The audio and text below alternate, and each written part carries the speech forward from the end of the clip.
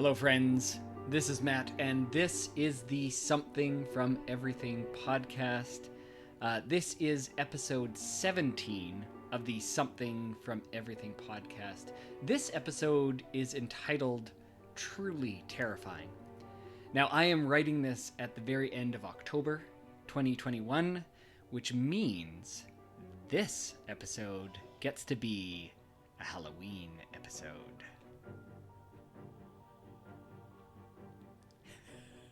It's so bright. I can't read my screen anymore.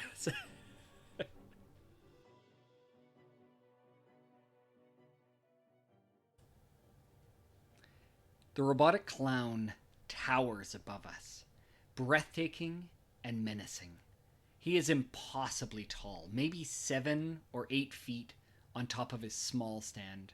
The stand's speaker spews sinister circus music as the animatronic monster reaches a hand towards to ask for a volunteer. I just need a hand, and a foot, and a head. Any body part will do. The clown breaks out in maniacal laughter, and my 7-year-old presses in against my side, even closer than he had been before. His gaze flits quickly between the towering monstrosity and me, and I worry momentarily that we've come too close, that the nightmare fuel will burn each and every bedtime this week, or maybe this month. I suppress a grin and open my eyes wide at him, acknowledging my possible failure as a parent and gatekeeper of all things inappropriate for 7-year-olds. His face breaks into a giant, nervous grin. Dad, this is awesome. Oh, phew. I couldn't agree more. This is Halloween. The wet chill and low-hanging fog in the air, the glow of orange from freshly carved and lit jack-o'-lanterns, children running reckless from doorstep to doorstep, pillowcases pregnant and nearly unliftable, dragged or begrudgingly carried by parents.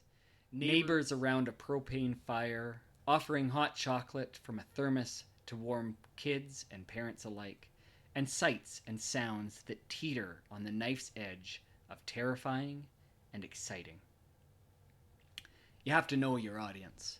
Not every child should be subjected to a maniacally laughing animatronic clown. I certainly wouldn't have enjoyed it at his age. My youngest was drawn to the spectacle of it while we were still a long ways off.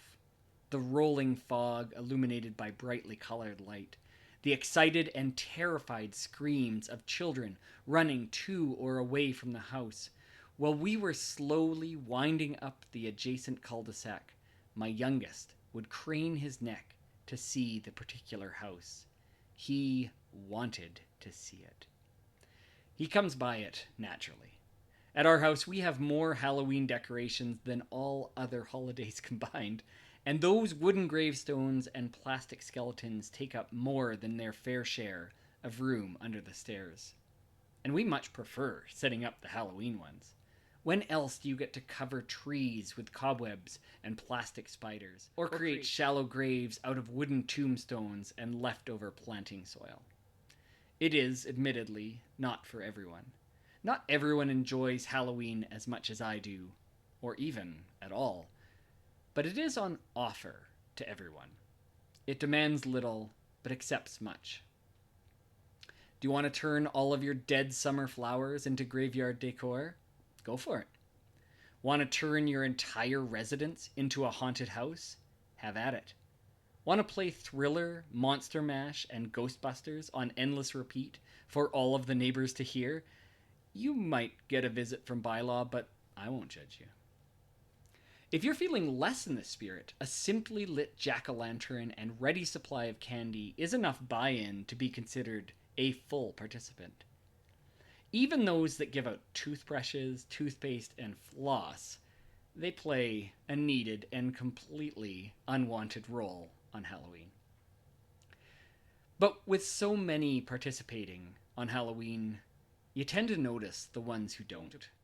Those who don't appear to enjoy the spectacle. The houses that are completely dark, intentionally uninviting from the street.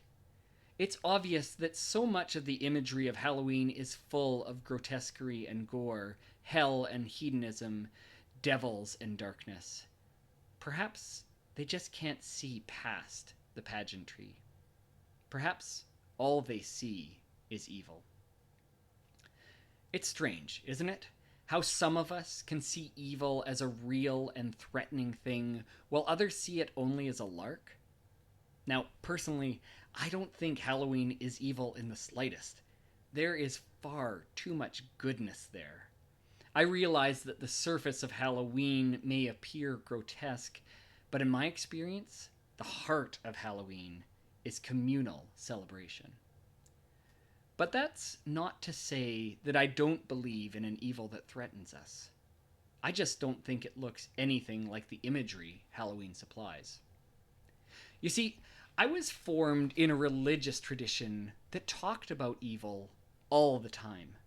We believed in evil, were on the watch for evil, and prayed to be delivered from evil. And when I felt that I had grown apart from that tradition, I realized I didn't know what to do with a lot of religious concepts, including the concept of evil. And so I reconsidered it. What once I considered evil, I began to see as actions that are explainable as self-serving, ignorant, or misguided. But now I'm starting to examine a lot of the concepts that I had previously discarded. And I think this is the case for a lot of us. I think that either we believe that evil is concrete, obvious, and identifiable, or we tend to think of evil as a concept that is outdated, antiquated, and either useless or perhaps even harmful. Unfortunately, I think both of these views miss their mark. I don't think most of us believe in or understand much about the reality or nature of evil at all. The Franciscan Friar Richard Rohr says as much in his recent book, What Do We Do with Evil? Now, obviously, Rohr is an identified Catholic Franciscan, and he belongs to a very old and religious tradition, but I find his words on evil both accurate and contemporary. Rohr argues that evil is not overt and obvious, but it's subtle and insidious.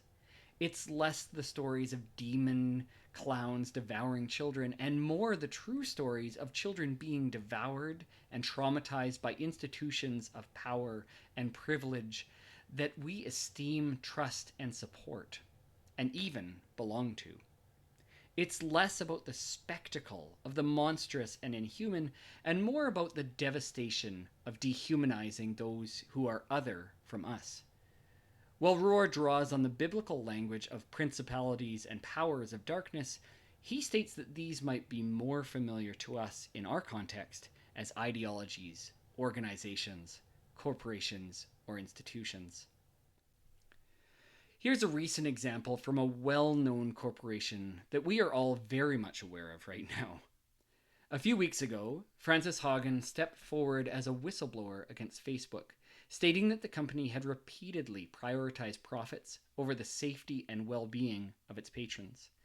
She claims that Facebook repeatedly hid or ignored information of their role in promoting misinformation, of not removing hate speech, and ignoring links between consistent use of Instagram and suicidal ideation in young girls.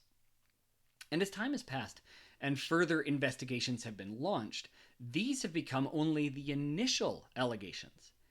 And if any of these allegations turn out to be true, what do we call actions and decisions like that?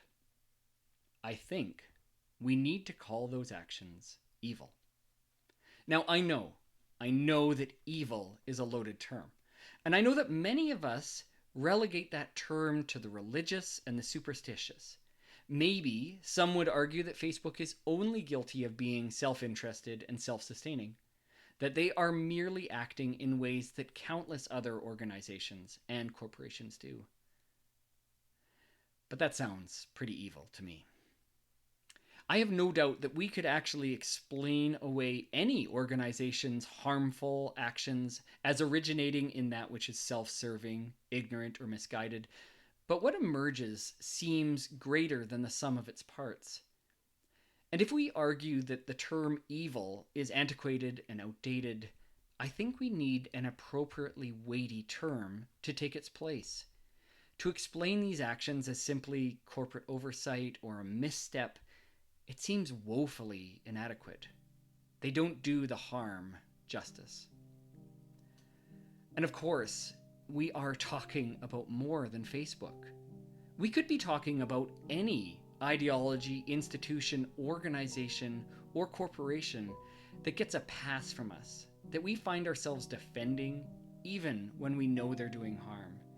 It's all the ways that we are both willingly and thoughtlessly bound up in it. And perhaps that is evil's greatest trick.